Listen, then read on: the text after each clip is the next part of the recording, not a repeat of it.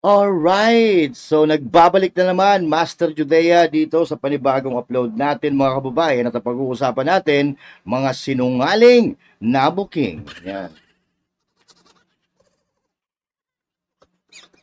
Alright, so ito mga kababayan pag-uusapan natin ay ito pa rin yung Vice Cam, alright? Itong 2025 budget na talagang kontrobersyal hanggang ngayon mga kababayan.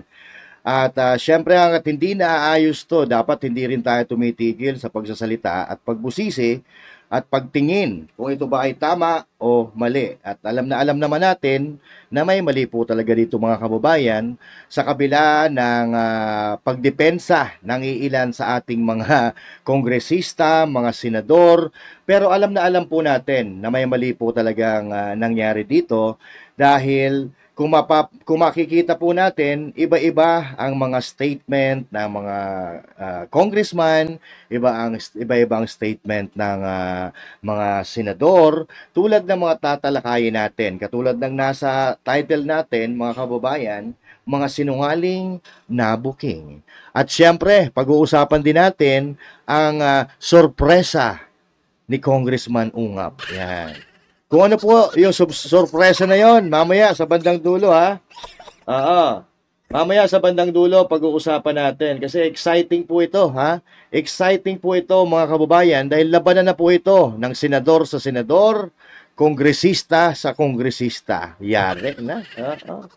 Oo.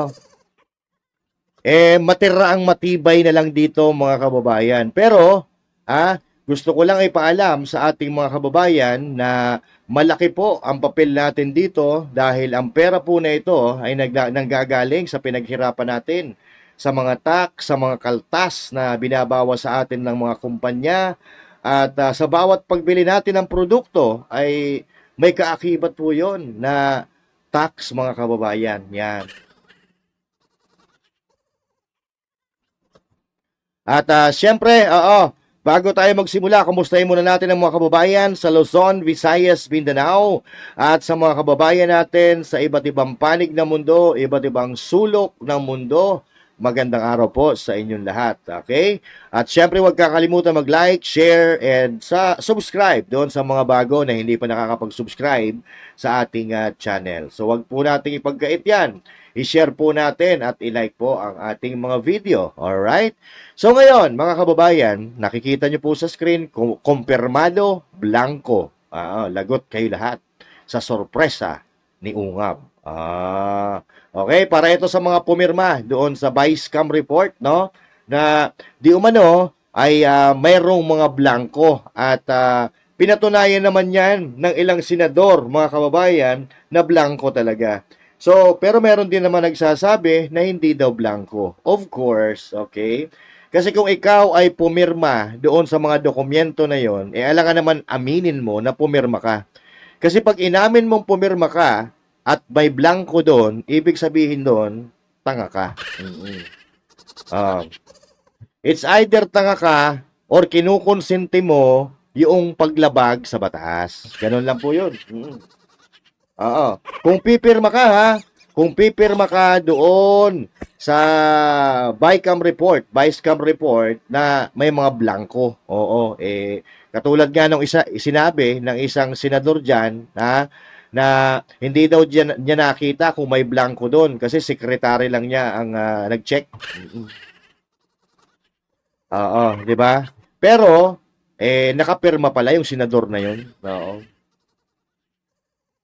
Ito mga kababayan, magbibigay tayo ng update patungkol dito, sa nangyayari or patungkol dito sa 2025 budget na hanggang ngayon ay talaga namang kontrobersyal at pinag-uusapan sa karinderya, sa pilahan ng tricycle, sa pilahan ng jeep, ng mga pinagkukwentuhan ng mga marites at pinagkukwentuhan na rin ito sa iba't ibang sulok ng mga iskinita sa Pilipinas. Yan.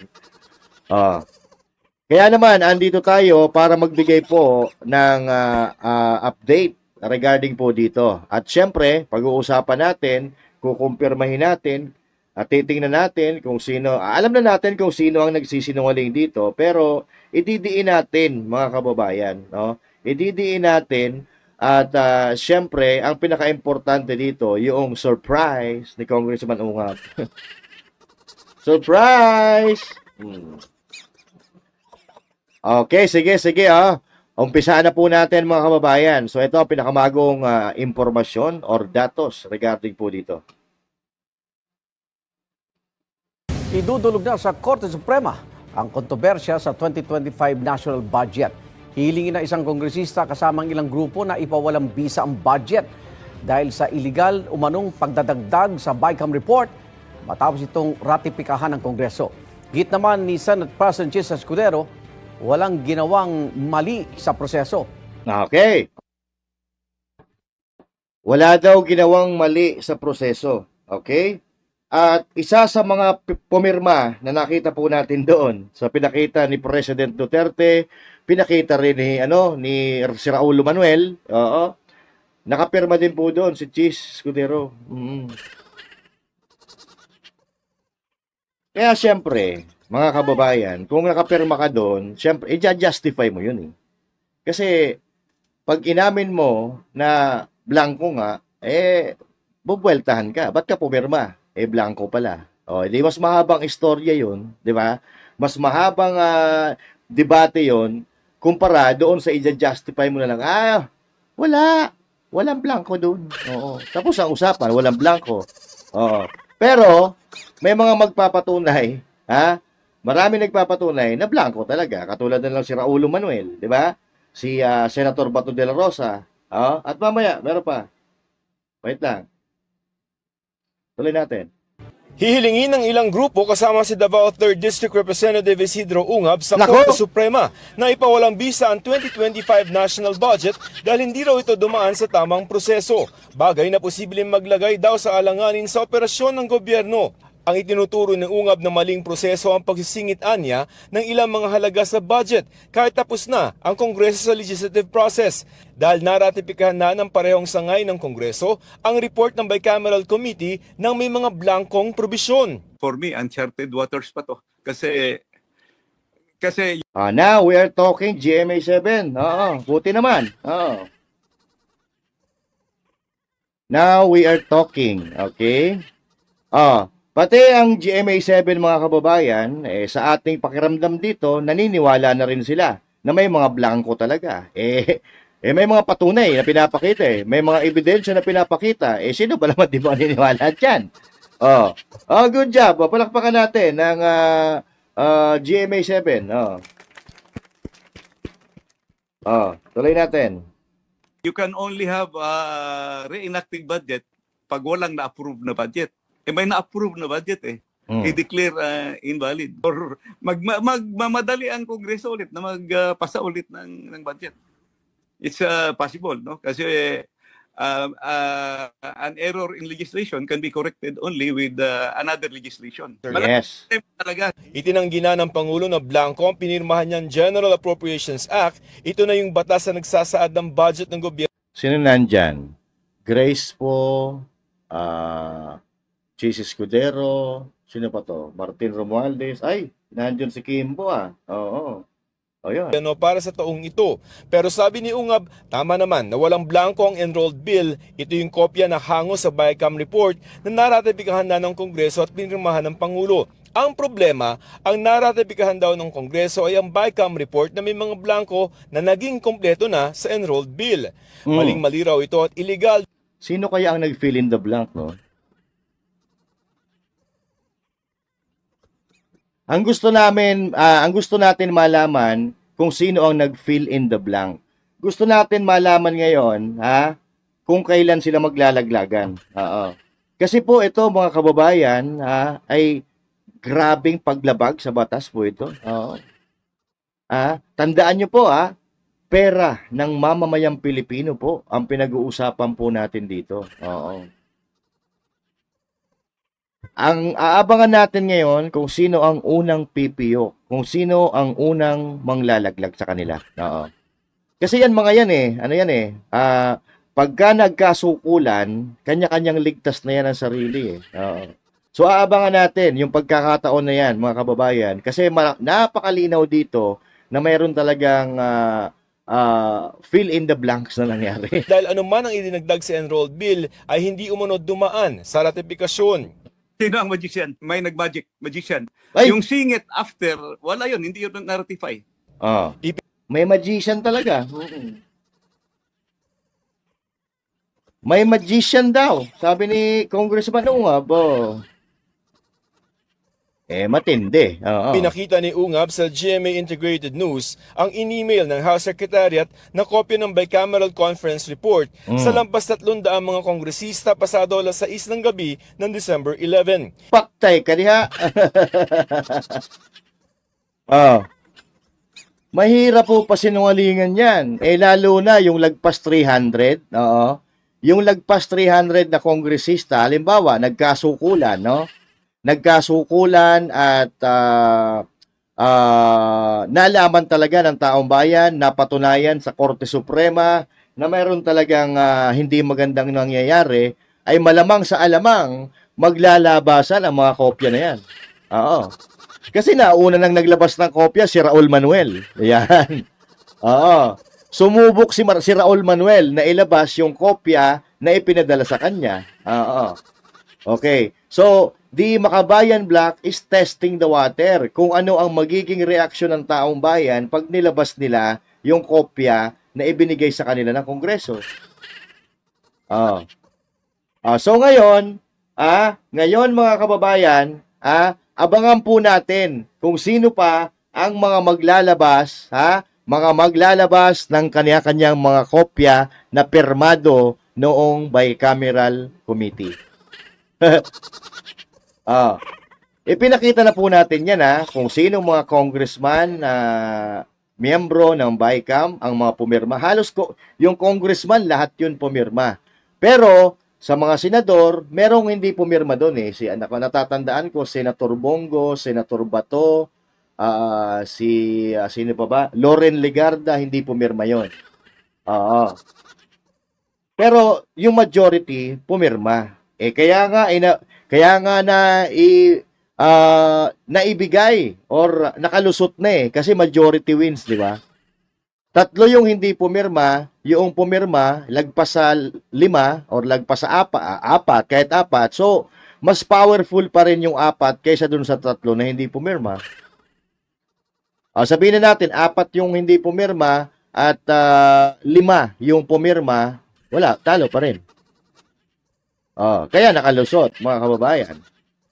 Patuloy. Bandang alas 7 ng gabi noon, naratipikahan na ng Kamara ang BICAM report ng 2025 budget. Sa pag-aaral ng GMA Integrated News Research, hindi bababa sa 138.36 billion pesos ang katumbas na halaga sa GAA ng mga nakablangko sa BICAM report. Naku po! Sa pag-aaral daw ng GMA, mga kababayan, 138 billion.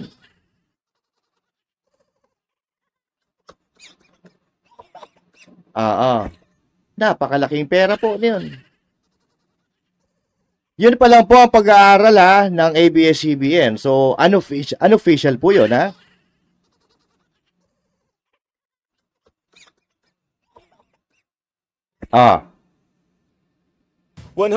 billion pesos nito ay para sa mga programa ng Department of Agriculture at ang iba pa ay subsidy sa mga government corporation. Wala namang nakikitang mali sa naging proseso ng budget si Senate President Francis Chisa Escudero. Unang kopya na may pirma ako. Nakasaad. Yun. Unang kopya na may pirma ako. So, kumpirmado, pumirma siya. At ang sabi ko nga kanina, kapag ikay ay pumirma, syempre, para wala lang gaanong usapan, i-justify mo na lang. Pumirma ako kasi wala akong nakitang blanco. Kasi nga, pag pumirma ka at inamin mo na may blanco, mayayari ka. Kasi bawal yun. Kaya syempre, sasabihin mo, walang blanco. Not until maitatago nyo pa, yung ganyan. Not until maitatago mo pa sa publiko. Pero pag inimbestigahan na yan, at naglabasan yung mga kopya ng more than 300 congressman na may mga pirma ninyo, baka magbago yung statement natin, sir. Tuloy. Doon na otorisado ang Committee on Appropriation and Finance na mag-correct, magpuno. Sinabi din doon sa huling talata ng Bicameral Conference Committee report. Kapag ka may pagkakaiba ang GAA sa Bicameral Conference Committee report, ang masusunod ay ang... Pag nagsalita si Escudero, may tendency na maniwala ka talaga Diin na diin Kumbaga, nandun sa kanya yung confidence. Yan. Which is magandang trait yan ng isang tao.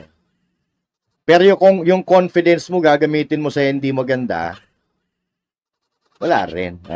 Ang GAA, ang enrolled bill ng GAA. Ayon sa Korte Suprema natin, sa mahaba at marami ng desisyon, ang susundan ay yung enrolled bill.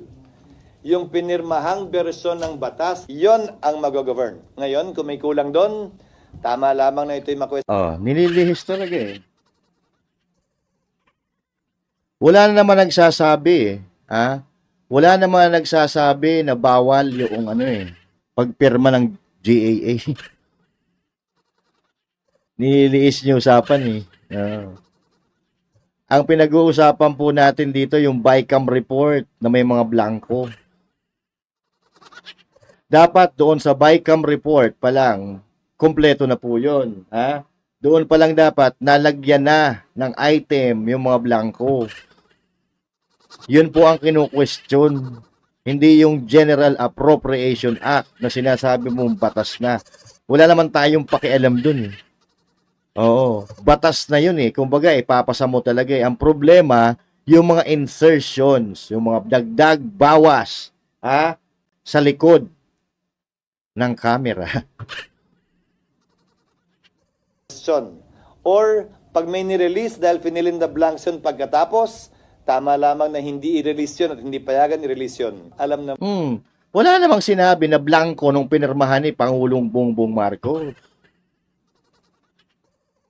Kaya nga na-release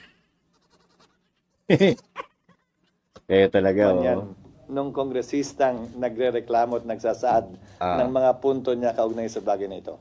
Tingin ni Escudero, Palapit ng eleksyon, ang... Nako po, Kayo pa ngayon may ganang magsabi niyan, Kaliwat kanan yung siniraan, yung mga Duterte. Tapos... kulay politika ay masyadong matingkad sa ngayon. Actually, pagkaupo pa lang ni Marcos, matingkad na yung politika Hindi pa man dumarating yung midterm election, matingkad na ang kulay ng politika Pinagbabawasan na nga yung mga budget na mga hindi ayaw umayon sa kanilang mga gustong tahaking landas For example, VP Sara Duterte, pinagtatanggal, di ba, yung mga budget niya. Pinagtatapyasan, di ba? And that's a form of politicking. So, ibig sabihin, sinasakal yung budget mo para hindi ka makagalaw. Sinasakal yung budget mo para hindi ka makagawa ng mga proyekto na makikita ng tao. Kasi nga naman, pag may proyekto ka, nakita ng tao, syempre, palakpakan ka ng mga tao. Mamahalin ka ng mga tao. Diba? Kung wala kang proyekto, wala nga. Kasi, eto lang, mga kababayan yan. Dalawang bagay lang yan Tinapyasan nila ng tinapyasan yung budget ni VP Sara Duterte, dahil gusto nilang lumiit ang magiging resulta ng pagtatrabaho ni VP Sara Duterte. And at the same time, mga kababayan, gusto nila talagang gipitin si VP Sara Duterte. Kasi kung bibigyan nila ng kumpletong budget or ibibigay nila yung hinihiling na budget ng Office of the Vice President, abay mauungusan talaga sila. Makikita nila yung mga produkto ng trabaho ng Office of the Vice President na hindi natin makikita sa Office of the President. Kasi tingnan nyo ngayon, kumpleto yung budget ng 2024. Meron ho ba tayong nakita na nagawa? At siguro sa mga susunod na araw, wag na tayong magulat sa mga dagdag pang mga kwento, atake o pagpuna tulad nito. Hinihingan pa namin ng pahayag si House Speaker Martin Romualdez. Naku po. Magsasalita na naman yan, maggagalit-galitan na naman. Tapos palalabasin niya naman yung masama, yung mga Duterte. Di ba? Merong mga kongresista na nagsasabi na hindi blanco. May mga senador na nagsasabi na hindi blanco. Pero yung kapatid mismo ng Pangulo ng Pilipinas, preskong-presko. Eto. Panoorin ninyo. Pinabanggit po ni Kong Una at saka ni former President Duterte. O kaya nga, Black NP. yes, talaga, yun ang dahilan kung bakit umalma nga ako at tuluyang hindi ako pumirma. Kasi natatakot ako sa mga blanco-blanco at kulang-kulang na mga datos. Ma'am, niraise niyo po yan dati sa finance panel nung nakita niyo nung una. Nabanggit niyo po ba sa mga kasama niyo? Bakit may mga blanco? Nag-privilege speech nga ako eh. Andun sa privilege speech ko, oo. Pinag-usapan ko na nga yan. Akala ko maaayos. Ayun. Is it highly irregular na may mga pinipirma ka na blank Pero, alam mo, dalawang magkaibang dokumento ang tinutukoy Ayan, ginastify din niya. Inililigtas niya dito yung kapatid niya. nila. Yung isa, yung BICAM report, na talagang blanco at kulang-kulang ang datos. Yung isa naman, yung GAA, napuno na ng mga numbers. Kompleto na yon. Hindi naman siya blanco-blanco. Yung GAA mismo na napirmahan. Yung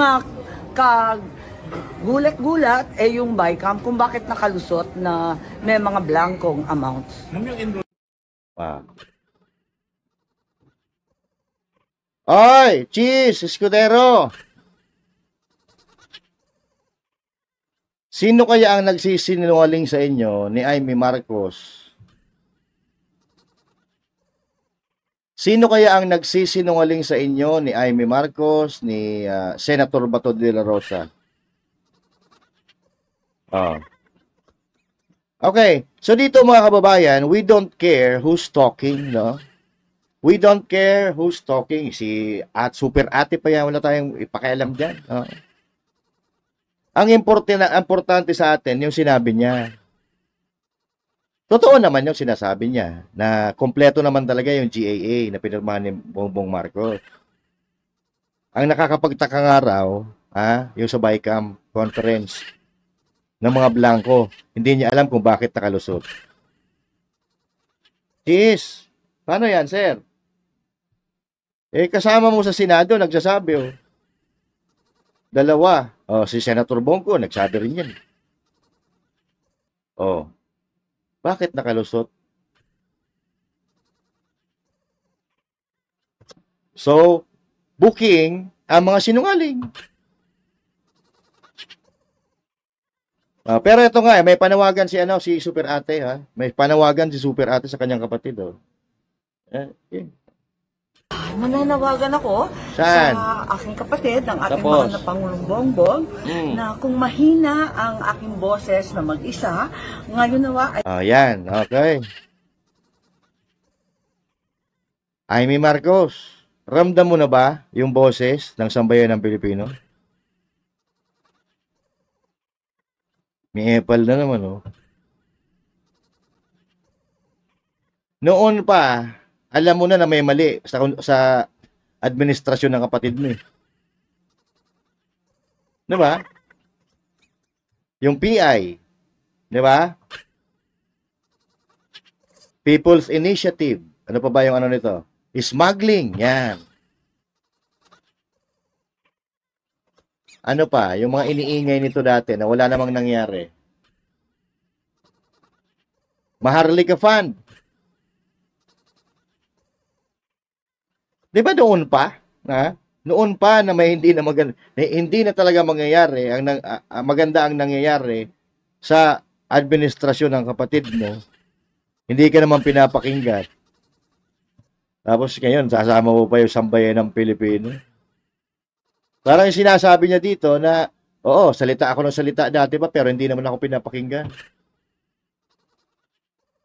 Tapos ngayon, dinamay na niya, na kung hindi niyo ako marinig dahil mag-isa ako, sana mapakinggan niyo ang hinaing ng taong bayan. Iba rin talaga mga magagamit, Ay marinig mo ang sama-samang sumamo ng taong bayan. Kasi nung siya ay nagsona, nung ikaw ay nagsona, nagsabi ka ng mga proyektong dapat unahin. Ngayon sinusuway ka na ng mga ilang tao na akala mo siguro makakabuti para sa atin at para sa bayan. Nako, presidente ka. Nasa iyo ang kapangyarihan, lahat-lahat. Ang sino mang sumuwag sa iyo ay pupwede mong balian ng sungay. Presidente ka. Bakit mo hinahayaan? Actually, Senator Amy Marcos, you don't need to give advice to your brother who is a president.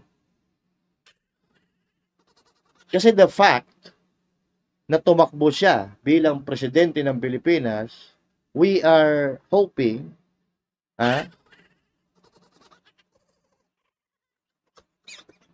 we are expecting na kaya niyang gampanan ang pagiging Pangulo ng Pilipinas. Your words are nothing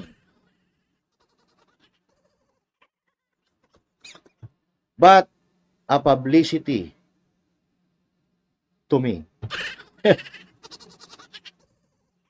Pero nakita naman natin na eto nga, at nangako daw yung kapatid niya na ang mga uunahin, ganito, ganyan.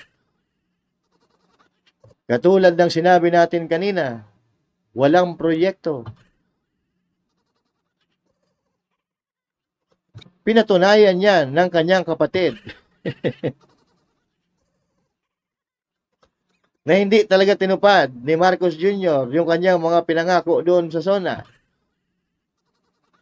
Di ba? nakikiusap ako na sana pakitutukan mo ang issue ng pondo at ng budget at ipaalala na ang pakikialam ng mga mambabatas sa departamento at mga sangay ng gobyerno ay labag sa batas at labag sa konsensya ng tao. Labag pala sa batas eh. Bakit nyo pinapayagan? Para ano pa na naging senador kayo kung hindi nyo naman kayang banggain or hindi nyo kayang panagutin yung mga lumalabag sa batas. Ano to? Wala kayong mga silbi?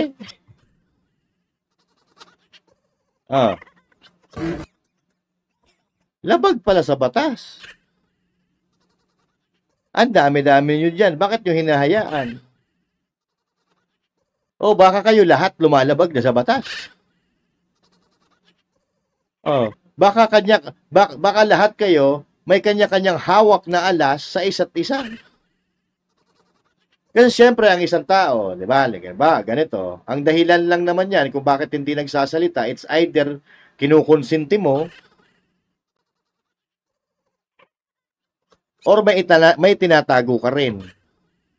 Kasi pag nagsalita ka, baka balikan ka, mabulgar din yung ginagawa mong hindi kagandahan.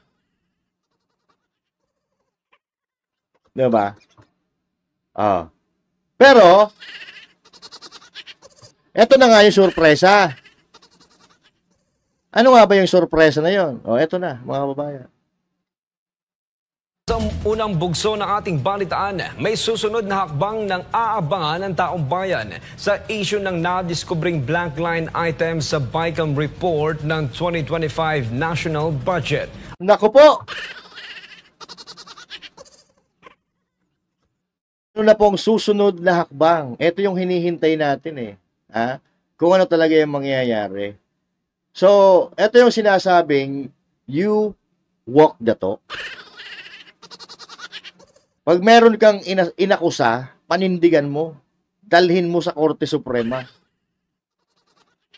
And this is it, mga kababayan. Oo. May susunod tayong aabangan. At kung ano yan, let's go. Alright.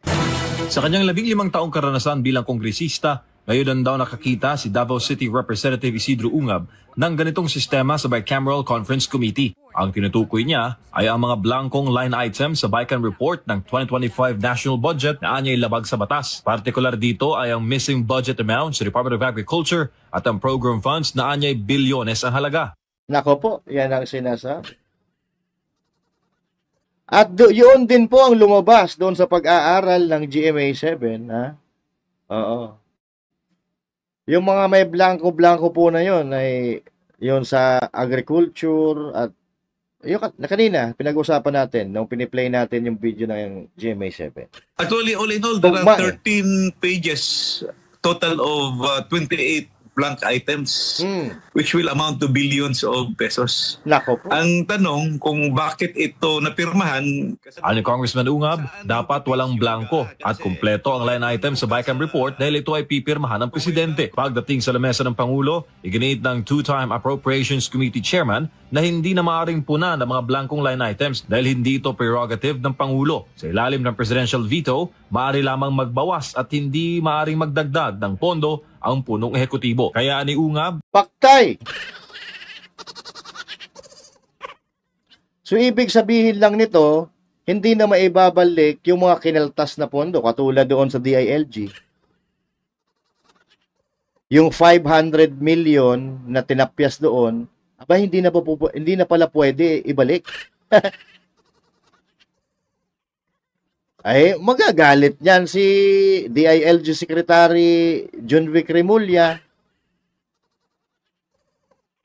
Kasi iba yung pagkakaintindi niya doon sa veto rules, no? So, ibig pala sabihin, pwede ka magbawas, ang Pangulo pwede magbawas ng amount, pero hindi pwede magdagdag. Paano ngayon madadagdagan yun? Na ipinangako pa naman ng Pangulo ng Pilipinas na ibabalik yung pondo. Hindi na pala pwede yon. Kasi permado na. Naku po, oo. Baka magalit yan si DILG Secretary John Vic Remulla, ha? Tuloy. defective ang 2025 Bicam Report. Bakit napirmahan na maraming blanco at bakit naratipkahan na maraming blanco? So, yung sinasabi nila na GAA kompleto, yes, kompleto ang GAA. Ang tanong, saan nyo gibase yung GAA? Kasi kung may blanco ka sa Bicam Report, paano nagiging may figures na doon sa GAA? Ay, may fill in the blanks. Ibig sabihin nun, may nag-exam. Fill in the blanks. Nang tinawag ni Pangulong Marcos Jr. sa dating Presidente Rodrigo Duterte na sinungaling na siya nagsiwalat sa issue ng 2025 Bicam Report. Pero ani Ungab, iba ang GAA o ang General Appropriations Act o yung batas na naglalaban sa national budget ngayong taon at iba rin ang Bicam Report na hindi naman batas. Sa ani Ungab, dudulog siya sa Korte Suprema para questionin ang issue kasama ang iba pang mga grupo. Nako po! Ayan na. Mukhang may mga kinakabakabahan na dito, mga kababayan. Kasi kung magiging patas ang Korte Suprema, mabubulgar po ito. Kung walang papanigan, ang Korte Suprema, lalabas ang tunay na katotohanan.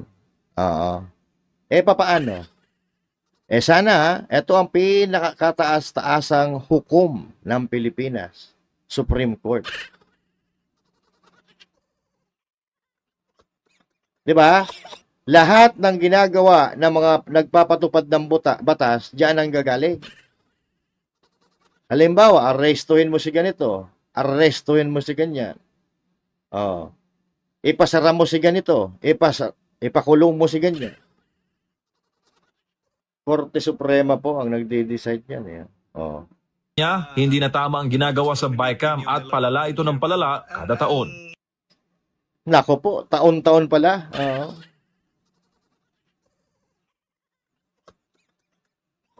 Sa bagay, lumalala, malalaman mo lumalala kasi taon-taon tumataas ang budget.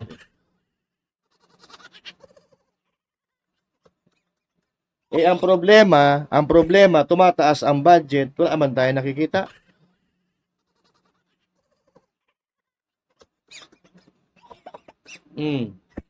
Ituloy natin. No? Ano yung dapat na ginawa nila? Ito. The safest way na ginawa namin noon is yung resulta o yung GAB na naipasa doon sa House, yung figures mo per department, ilagay mo, then sa House version, then kunin mo rin yung Senate version, side by side, gagawa ka ng matrix, then i-compare mo. Dapat ganon. Kaya nga nagkakaroon ng bicameral conference Dapat mayroon ding ginagawa, may sariling yung Senado, may sariling tawag dito, mga papeles, meron din ang Kongreso. Pagsasabungin nila yon. Kaya nga nagkakaroon ng bicameral committee. Pero parang ang nangyari dito, nung nagkita-kita sila, doon pa na lang nila ginawa yung batas. Kumbaga, ginawa nila lahat. Kumbaga, binago nila lahat mula pinakaumpisa hanggang dulo. Doon sa parang ang tingin ko dito, parang doon sa bicameral committee, doon pa lang nila ginawa yon. Base dito sa sinasabi ni Congressman Ungap. Oh. Then sa House version, then kunin mo rin yung Senate version, side by side, gagawa ka ng matrix. Yan, matrix. Then i-compare mo ngayon kung anong diferensya o anong variance. So diyan na kayo mag-start ng inyong reconciliation. So ano nangyari ngayon? Ang nangyari kasi ngayon, totally third chamber yung one Wala akong nakitang matrix na pinakita nila.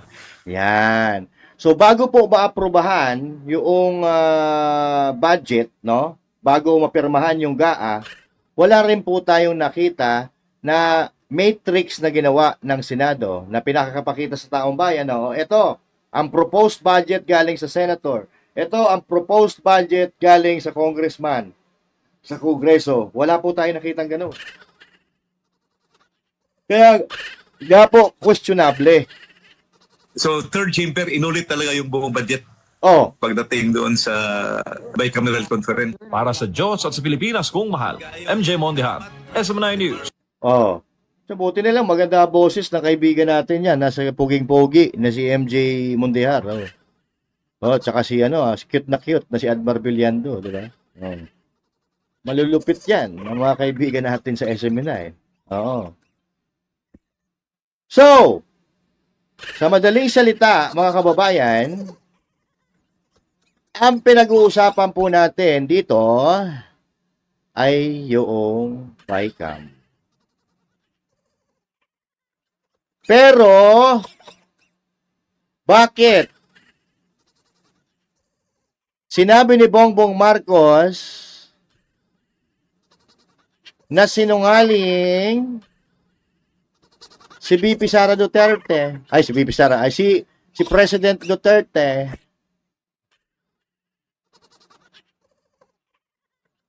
Alam nilang may mali.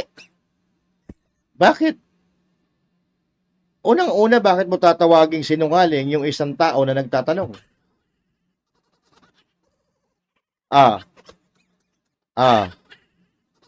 Ang mahirap kasi sa inyo, guilty kayo sa lahat ng sinasabi ng tao.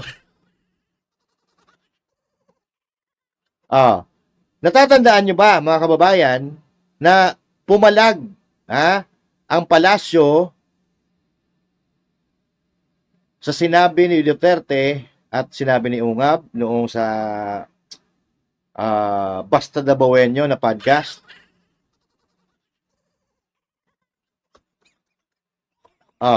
Pumalag sila, di ba? Tinawag pang sinungaling si President Duterte. At ngayon, mga kababayan, na nagkakagipitan na, eto na. Walang hiya. Ano ang sabi dito? Hoy, putya, Manila Bulletin, tsaka PNA. Eto legit ito Legit ito, mga kapatid. Ano ba ang nakalagay dito? Basahin nga natin. Sabi ni Bersamin, it's impossible for 2025 budget having blank items. Palace not responsible for the blank items in 2025 budget.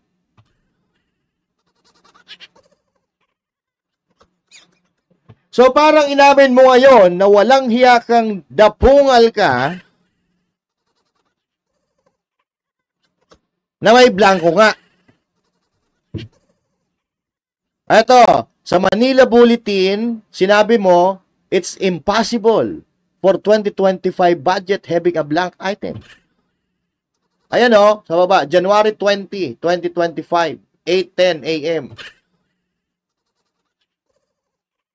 Pinandindigan niya, mga kababayan, na walang blanco. Pero ngayon, January 24, 2025, 1:45 p.m. Ang sabi po ng kagalang-galang na kupal na si Bersamin, Palace not responsible for the blank items in 2025 budget.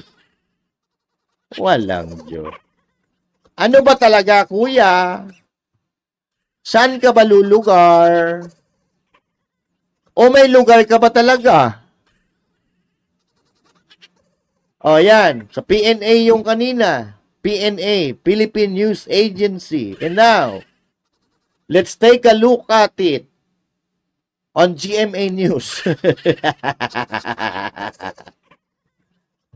Sabi ni Bersamin, hindi kami ang mananagot dyan.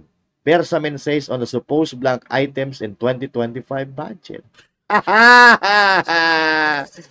Bukang magkakalaglagan na sila. Hindi kami ang mananagot dyan. Bakit nanginginig na sila? Bakit nanginginig na? Alam nyo kung bakit? Yun ang tinatawag natin na sorpresa ni Congressman Ungab.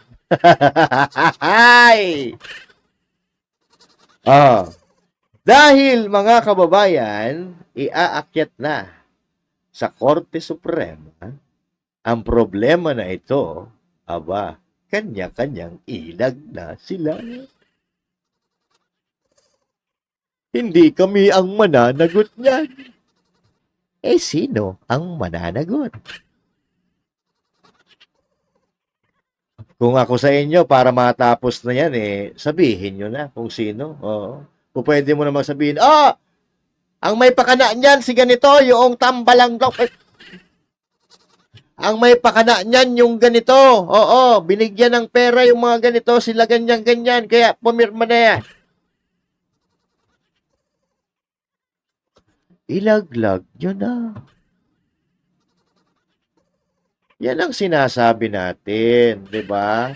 You don't need to be a lawyer, you don't need to be a doctor, you don't need to be a teacher, to realize if something is good or something is bad happening in our country.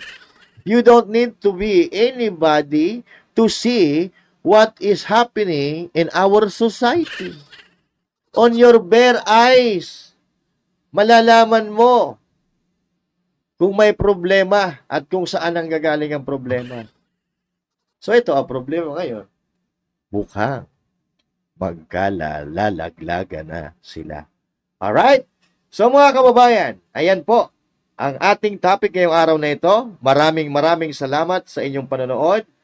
Please, comment down below kung ano ang inyong opinion sa napag-usapan natin o sa iba pang mga bagay na nakikita nyo na nangyayaring mga kaganapan sa ating lipunan. Pag-uusapan natin yan sa susunod nating talakayan.